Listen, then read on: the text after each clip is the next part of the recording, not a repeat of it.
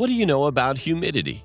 It is a measure of air quality, but what does that mean and why is it so important? While we can all tell the moment we enter a space whether the environment is hot or cold, it's not as obvious to us if the relative humidity is low. We are not able to sense the moisture content of the air when we breathe into our lungs or when it touches our skin.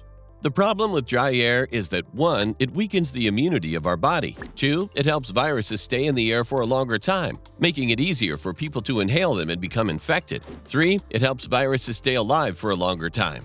Today, let's talk about the immunity impact, how dry air affects our respiratory immune response. The direct effect of dry air on our health is substantial. Prolonged exposure to low humidity negatively affects our brain, circulation, skin, eyes, and the entire respiratory system. The transmission of airborne viruses such as influenza and other coronaviruses is significantly reduced at a relative humidity above 40%. It is important to realize that the mucous membranes in our nose and throat are our body's natural defense against airborne pollutants and viruses. When the mucus dries out, our immune system is weakened.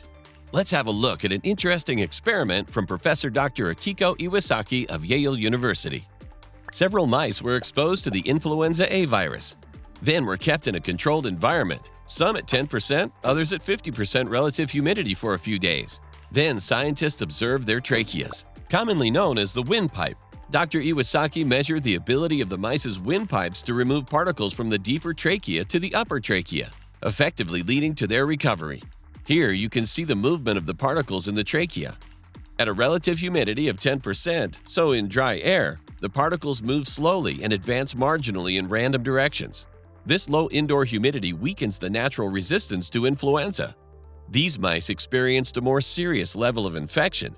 However, at 50% relative humidity, all the particles move in the right direction at the right speed. This clearly demonstrates that the humidity level positively impacts the host's ability to clear viral particles from the trachea. In this way, it reduces the chances of infection and speeds up recovery. So what does all this tell us and what should we do? Keep your air indoors at the optimal range of 40 to 60% relative humidity. At the optimal humidity level, the respiratory immune system's defenses function effectively, capturing, removing, or fighting viruses and bacteria. In the case of infection, it significantly reduces the severity of the illness. Interesting, isn't it? Then look forward to the next part, where we'll take a closer look at the topic of airborne droplets and their activity in the air.